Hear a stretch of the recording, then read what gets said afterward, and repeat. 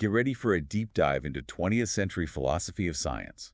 We're talking about Karl Popper and Thomas Kuhn. Yeah, two giants in the field. Big names. And their impact goes way beyond just, those dusty old academic books. That's for sure. Right. We're talking about open society, paradigm shift. Oh.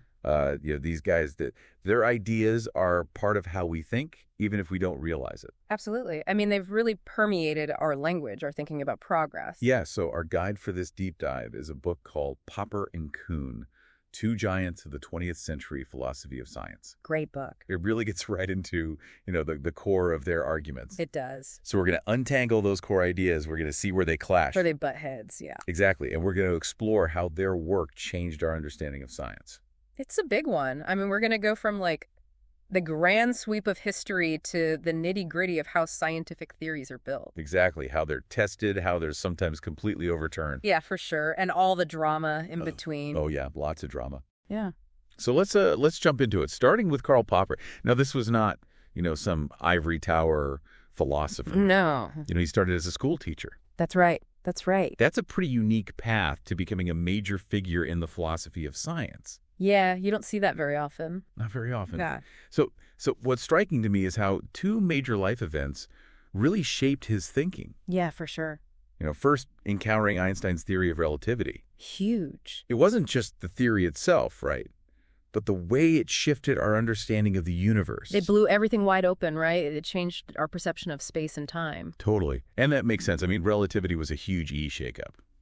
Yeah. I mean, showing that even Newton could be wrong. Exactly. It really challenged those assumptions about absolute space and time. Right. Which really got Popper thinking about okay, so how do we know what we know? Yeah. How do we test these theories that we have? How do we really gain knowledge? That was the question that he was grappling with. And then, of course, the other major event in Popper's life, living through the rise of totalitarian regimes in Vienna. Right. Seeing firsthand the dangers of unchecked ideology. Seeing the dark side of ideology firsthand. Yeah. And that experience fueled his lifelong dedication to the idea of an open society. Exactly. A society where ideas could be debated and challenged freely. So it's interesting. You have both of these things, the power of scientific revelations Yeah. and the dangers of unchallenged dogma. Yeah. It really shows how personal experience can shape intellectual journeys. Oh, absolutely. Yeah. But let's get to the heart of his philosophy of science, which is all about falsification. Yes.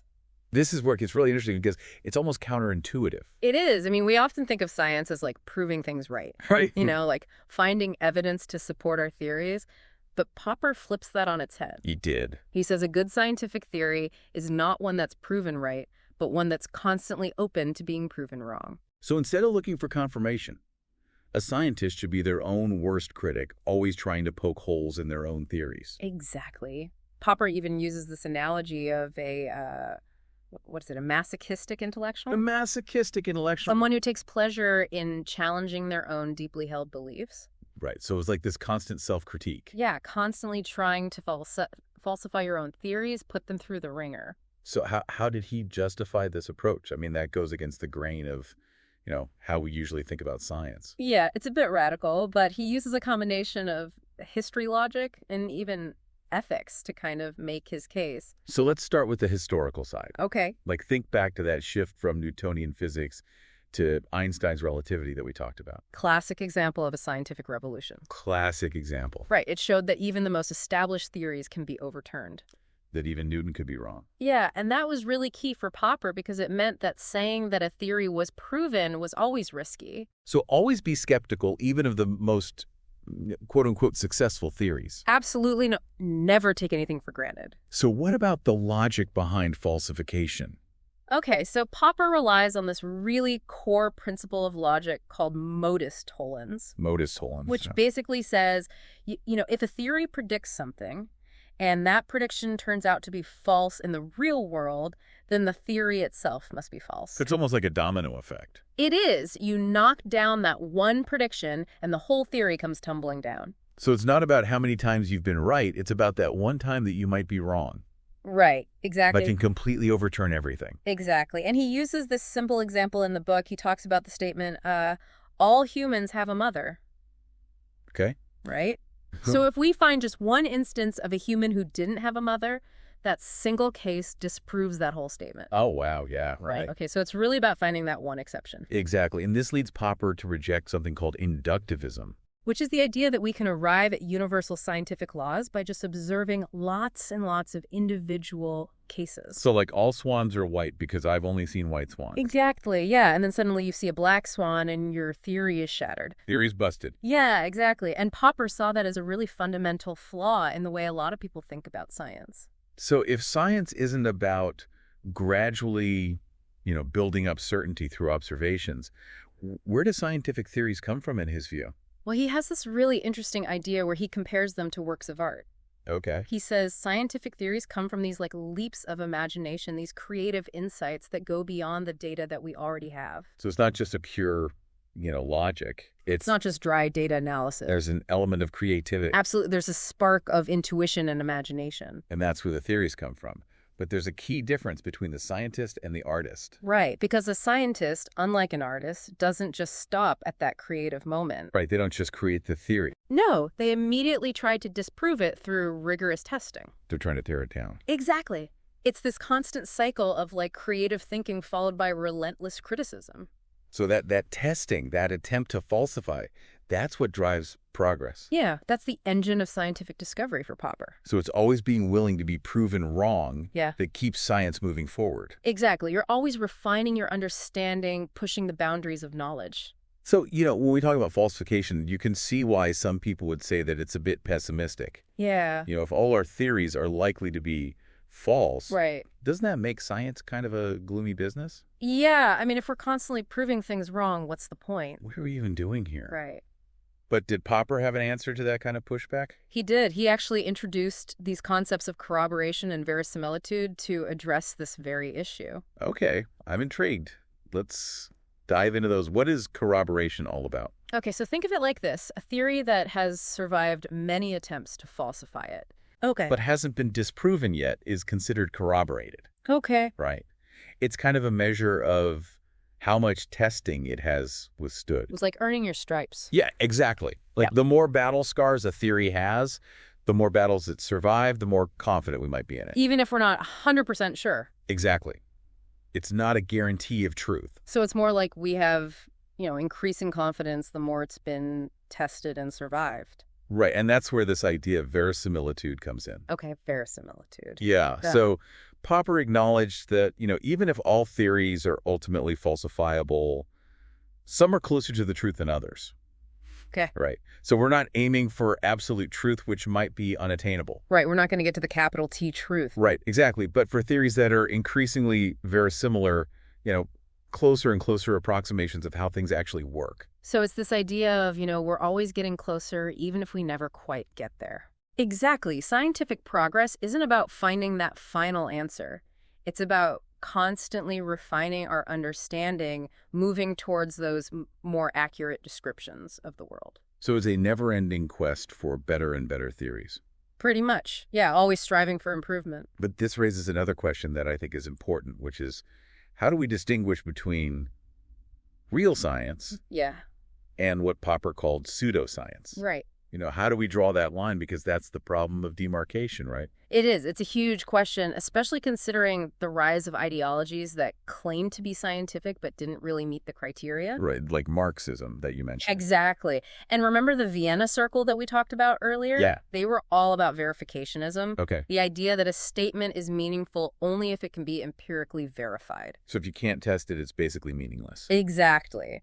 But Popper had a different take. Okay, what was his take? He said falsifiability was the key criterion. So it's not about whether something has been proven true or false at this moment. Right. It's about whether it's even possible to prove it wrong. It's about that potential for it to be proven wrong. Exactly. So if a theory can be falsified, meaning it's open to being disproven by evidence, then it's scientific. Okay. But if it's formulated in a way that it can't be disproven no matter what, then it's not science. So it's like, is there even a test that could prove it wrong? Exactly. And if there isn't, then it's not really science. Right, because there's no way to challenge it, no way to refine it. It's not open to that criticism. Exactly. And this allowed him to categorize things like astrology and psychoanalysis as pseudoscience. Because those claims are often so vague that no evidence could ever really disprove them. Yeah, they're slippery. They kind of escape any attempt to pin them down. So it's about having clear, testable predictions. Yeah, making claims that are vulnerable to being proven wrong. Now, Popper wasn't saying that, metaphysics or other non-scientific ideas are meaningless. No, not at all. In fact, he acknowledged that metaphysics can sometimes inspire scientific theories. Okay, that's interesting. Like, take the example of atomism. Okay, so the idea that matter is made up of tiny, indivisible particles. Right. For centuries, that was just a metaphysical concept because there was no way to actually test it. Right. But eventually, it became the foundation for modern chemistry and physics when technology allowed for experiments at the atomic level. So an idea that starts as unfalsifiable can become the basis for testable scientific theories as our understanding evolves. Absolutely. It shows how the line between science and non-science is not always fixed. It's fluid. It can change. It can shift, yeah, as our knowledge and our technological capabilities advance. So it's interesting. We've talked about, how Popper, really emphasized this idea of falsification and how it applies to science. Yeah. But he was also very concerned with social and political issues. Oh, absolutely. He was a fierce critic of totalitarian ideologies. Right, a champion of the open society. Yes. So how did these concerns connect to his views on science? Well, you can see a really strong link between his philosophy of science and his social and political views. For Popper, that critical falsificationist approach wasn't just for science, it was essential for a healthy society as well. So just like we should constantly test and refine our scientific theories, we should also be willing to challenge and revise our social and political beliefs. Absolutely. He saw this as the foundation of a free and open society, one that embraces debate and is willing to change based on evidence and argumentation. Now, we know that Popper was particularly critical of historicism. Yes. What's that all about? So historicism, as Popper understood it, is this belief that history unfolds according to these predetermined laws, leading to some inevitable outcome. Like history's on our side, so we're destined to win kind of thinking. Exactly. And he saw this kind of thinking as very dangerous because it could be used to justify a totalitarian regime. To suppress dissent, to, squash any kind of individual freedom. Exactly. Because if the outcome is already determined, why bother with individual rights or freedoms? Right. So for Popper, embracing the open society meant rejecting this idea that history has a preordained path. Absolutely. It's about individual agency, the possibility of shaping our future through critical thinking and collective action. And I think this is where his personal experience with the rise of fascism and communism comes in. Oh, for sure. It wasn't just abstract philosophy for him. It was about defending the values of a free society against the dangers of dogmatism and authoritarianism. Absolutely. He had seen firsthand the devastating consequences of these ideologies. Right. It was very real for him. And, it's interesting to note that Popper had a somewhat complex relationship with Marx. He did. While he criticized Marx's historicism, he actually acknowledged the value of Marx's analysis of capitalism and his concern for social justice. Yeah, he was able to separate the wheat from the chaff, so to speak. So even for someone he considered an ideological opponent, Yeah. he was able to find some common ground. He was intellectually honest. He could appreciate good ideas even when they came from people he disagreed with. That's important. It is. It's about being open to different perspectives, even if you don't agree with everything. So I think for Popper, it all boils down to this constantly critical approach. Yeah. Always questioning, always testing, always open to being wrong. And that applies to both science and how we build a better society. Absolutely. That critical spirit is essential for progress in all areas of human endeavor. Okay, so we've covered a lot of ground with Karl Popper. Are we ready to shift gears and dive into the work of Thomas Kuhn? Let's do it. Kuhn offers a really different and equally insightful perspective on how science works and how it evolves. He really throws a wrench into the traditional view of scientific progress, and his ideas are just as relevant today as they were decades ago. Okay, so buckle up, because we're going into the world of paradigms and scientific revolutions. It's going to be a wild ride. Let's go. Let's jump into Kuhn's background a little bit. Unlike Popper, who we just talked about, who started as a school teacher, Kuhn started as a physicist. Okay, so as a scientist from the get-go. Exactly. And that background really played a key role in how he viewed the history and philosophy of science. So how did he make that shift from, working scientist to thinking about the big picture of science? Like, how did that happen? Well, there was a turning point for him, a real aha moment while he was teaching a course on Aristotle's mechanics. Aristotle's mechanics. That's going way back. Yeah, we're talking ancient Greece here. So trying to wrap your head around a completely different way of seeing the world. That must have been a challenge. It was. I mean, imagine trying to make sense of a theory that seems so outdated from our modern perspective. Right, like it just seems wrong, based on what we know now. Yeah, exactly. But through that struggle, Kuhn came to this really interesting realization. Okay. He realized that Aristotle's physics wasn't just like bad science. It was a coherent system of thought in its own right. Okay. Just based on different assumptions and a different way of framing the problems. So instead of seeing it as like a primitive version of modern physics, Mm-hmm. he saw it as a completely different way of understanding the natural world. Right. And that experience led him to question this traditional idea of scientific progress as this linear, cumulative process. Okay, so not just, building on what came before, but... Not just adding bricks to the wall of knowledge. Right, but something more radical is happening. Exactly. He realized that these scientific revolutions weren't just about replacing bad theories with better ones, right, but about fundamental shifts in perspective. Okay, and that's where his famous idea of paradigm shifts comes in, right? Bingo. That's the big one. And it's one of those phrases that you hear everywhere. Oh, yeah. It's seeped into everyday language. But I bet most people don't really know what Kuhn actually meant by it. Yeah, it gets thrown around a lot, but the deeper meaning is often lost. So let's unpack that. What is a paradigm in Kuhn's terms? Okay, so it's more than just a theory or even a collection of theories. It's a whole way of seeing the world. Okay. It's like a mental framework that shapes how scientists approach problems, interpret data, even what they consider to be a legitimate scientific question. So it's like the lens through which they're looking at the world. It shapes what they see and how they see it. Perfect analogy. Now, Kuhn actually used the term paradigm in a pretty broad way initially, which led to some criticism about its vagueness. Like people were saying, well, what does that even mean? Yeah, exactly. So later on, he refined it to disciplinary matrix. Disciplinary matrix, okay. Which emphasizes this idea that it's a structured, interconnected system of shared beliefs and practices. So it's not just this random collection of ideas floating around. No, it's a system, a framework that guides research and defines what counts as good science within a particular field. Okay, so there's real depth to this concept. Absolutely. And this leads us to his idea of normal science. Normal science. Which he saw as the everyday work of scientists operating within that paradigm. Okay, so that sounds a bit, normal. It is, and that's the point. Kuhn believed that normal science, far from being boring or unproductive, is actually essential for scientific progress. Okay, so he's flipping the script here, because I remember Popper was pretty critical of normal science. Yeah, Popper saw it as potentially dogmatic and unproductive. But for Kuhn, it's the foundation on which revolutions are built. Exactly. He argued that you can't have a revolution without something to revolt against. You got to have that shared framework. Right. You need that paradigm to even recognize when something is truly anomalous. Okay, so normal science sets the stage. But what triggers these revolutions? How does a paradigm, this seemingly stable way of seeing the world, how does it get overturned? Well, that's where Kuhn's analysis gets really interesting, because he argued that it's not this overnight thing, Not just a light bulb moment. Right. It's not one brilliant scientist proving everyone else wrong. It's a much more complex process that unfolds over time. So it's gradual. Yeah, there's a buildup. So what are the early signs that a paradigm is in trouble? It starts with anomalies. Those observations or experimental results that don't quite fit within the existing paradigm. Okay. They're like little puzzles that resist solution. So it's like hitting a snag, running into something that just doesn't make sense. Exactly. And at first, those anomalies might be ignored or explained away. Like, oh, we just made a mistake in our measurement, or... Right, or this is just a weird exception. It doesn't really challenge the overall theory.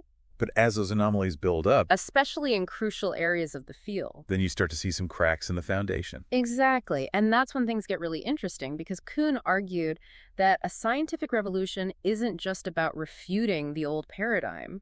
Okay. It's about the emergence of a new compelling paradigm that offers a different way of seeing the world. So it's not just tearing down the old. No, it's about building something new in its place. And Kuhn actually uses this term, Gestalt switch, to describe this. He does. It's borrowed from psychology, and it refers to those aha moments where you suddenly perceive something in a completely different way. It's like looking at one of those optical illusions and suddenly seeing the hidden image. Exactly. The data hasn't changed, but your interpretation of it has completely shifted. Now, if revolutions are about these individual Gestalt switches, how does a whole scientific community get on board with a new paradigm? It can't just be one person shouting Eureka.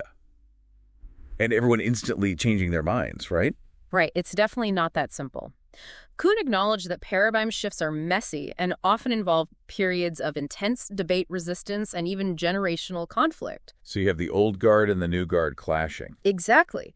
You've got these revolutionaries, often younger scientists, who are championing the new paradigm. The up-and-comers. Right, and they're going up against the establishment, the scientists who are invested in the old way of doing things. So there's a real social and political dimension to these revolutions. Absolutely.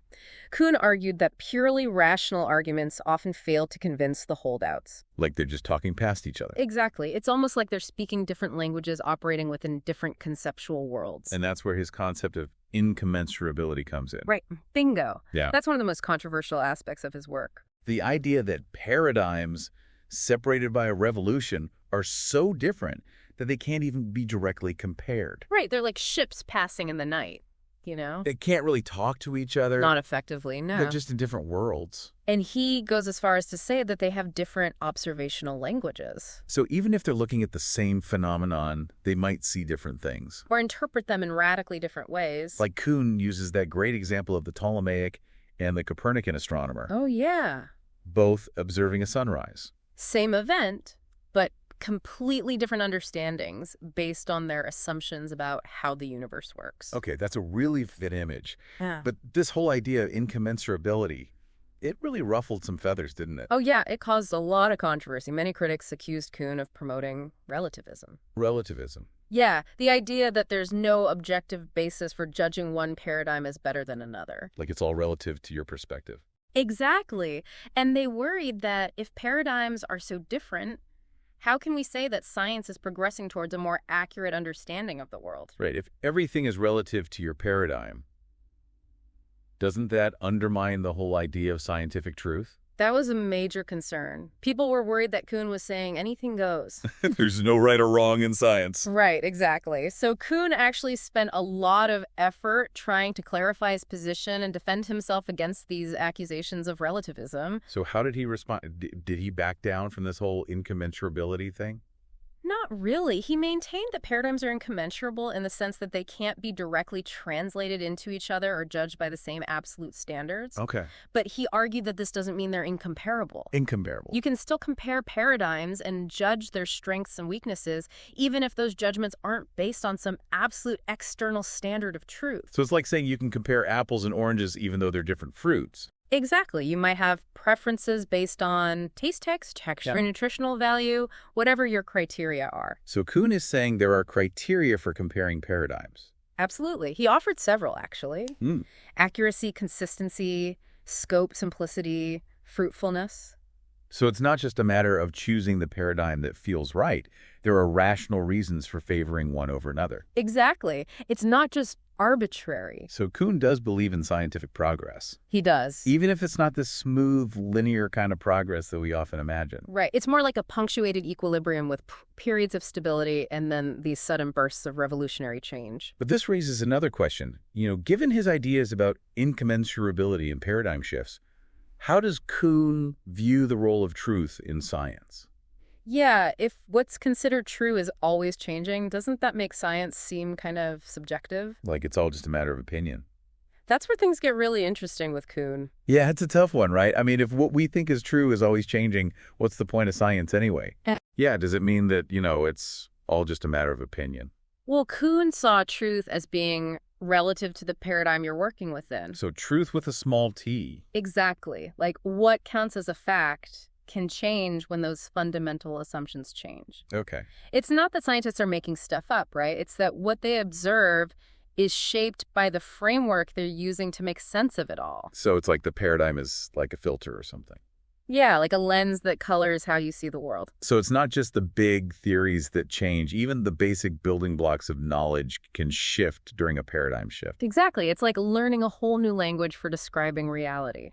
And Kuhn points to some interesting historical examples like phlogiston. Oh, yeah. In 18th century chemistry. Right. Back then, it was considered a real substance, involved in combustion. But now... Now we have a completely different understanding of chemical reactions, and the term phlogiston is meaningless. So what was once a fact is now just a historical curiosity. Yeah. It's a reminder of how dramatically our understanding of the world can change. So this leads to one of Kuhn's most, I think, provocative ideas, What's that? which is that scientific progress isn't necessarily about getting closer to some absolute unchanging truth, Right.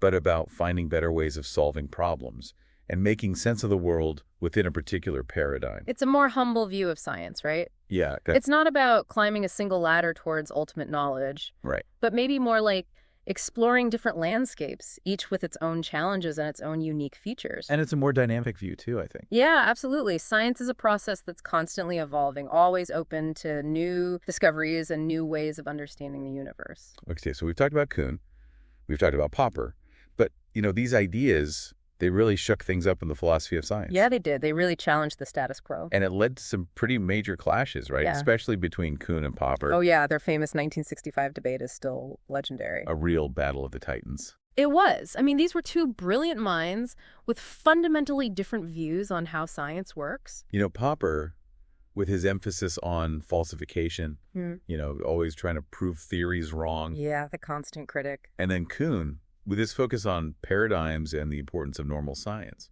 Right, two very different perspectives. So it's easy to kind of simplify it and say, okay, Popper equals revolution. Right. Kuhn equals stability. But it's much more nuanced than that. Yeah, they both had really valuable insights into the dynamics of scientific change. For sure. So what were some of the key points of tension between them? Well, one major difference was their view of normal science.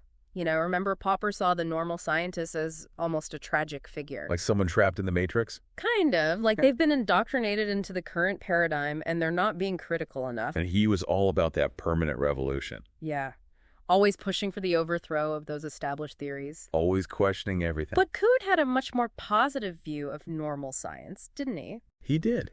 He saw those periods where scientists are working within a shared paradigm as essential for progress. Right. It's during those times that they can really focus on solving puzzles, refining techniques, and accumulating knowledge. Like laying the groundwork. Yeah, building a solid foundation. But didn't Popper kind of accuse Kuhn's view of leading to like a mob mentality in science? He did. He worried that too much emphasis on paradigms could stifle critical thinking and make science less objective. So like the scientific community just blindly follows the dominant paradigm. Right, and he had good reason to be concerned about that, considering his own experiences with totalitarian regimes. Right, where dissent is suppressed and everyone has to toe the party line. Exactly. He saw a parallel between dogmatic political systems and a scientific community that's too resistant to change. Interesting parallel. So how did Kuhn respond to that? Did he think that paradigms could become a kind of intellectual prison? Well, he pushed back against that idea pretty strongly, actually. He argued that paradigms, while powerful, are not inescapable. He said anomalies, those observations that don't fit the paradigm, they eventually accumulate and lead to crises. Right, those cracks in the foundation. Exactly. And it's from those crises that new paradigms emerge. So it's not about blindly following the paradigm forever. No, it's about recognizing when it's no longer working. When it's time for a change. Right, and being open to a new way of seeing things. And that's where their disagreement about incommensurability gets even more, I think, kind of thorny. Yeah, it does. Kuhn argued that paradigms separated by a revolution are so different that they can't even be compared. Right, like those ships passing in the night. And Popper saw that as a real slippery slope towards relativism. Yeah, if you can't judge paradigms based on some objective standard of truth, then how do you distinguish between good science and bad science? Or even between science and pseudoscience. Right, that was Popper's big concern. But of course, Kuhn insisted that he wasn't a relativist. Right. He believed that you could still compare paradigms and judge their strengths and weaknesses, even if those judgments weren't based on some absolute God's eye view of truth. So like we were talking about before, comparing apples and oranges. Yeah, they're different, but you can still have preferences based on what you're looking for. And Kuhn said there are criteria. Right. Things like accuracy, consistency, scope, simplicity, and fruitfulness. So it's not just arbitrary. No, there are reasons for preferring one paradigm over another, even if those reasons are relative to the context. So it's a complex issue for sure. It is. I mean, this whole debate between Popper and Kuhn, it really forced people to think differently about science. To really examine those assumptions about what makes science science. And it made people consider the role of history and social factors, things that go beyond just pure logic and observation. So it really broadened the conversation. It did, and their ideas continue to be debated and discussed today. Yeah, they're still relevant. Absolutely. They challenge us to be critical thinkers, but also to be historically aware, to recognize that science is a dynamic process. So as we wrap up this deep dive into the world of Popper and Kuhn, I think it's worth asking ourselves, which perspective resonates with you more? Yeah, do you lean more towards Popper's vision of that constant revolution, always seeking to falsify those beliefs? Or do you see more value in Kuhn's emphasis on paradigms and that importance of normal science? Maybe the real challenge is embracing both perspectives. Yeah. Recognizing that science needs both stability and upheaval, both continuity and change. It's a dynamic process. It is, and it's a process that's constantly evolving, always pushing the boundaries of what we know. So we'd love to hear your thoughts. What resonated with you most about these contrasting philosophies? Yeah, and how do you think these ideas shape our understanding of the world today? Let us know.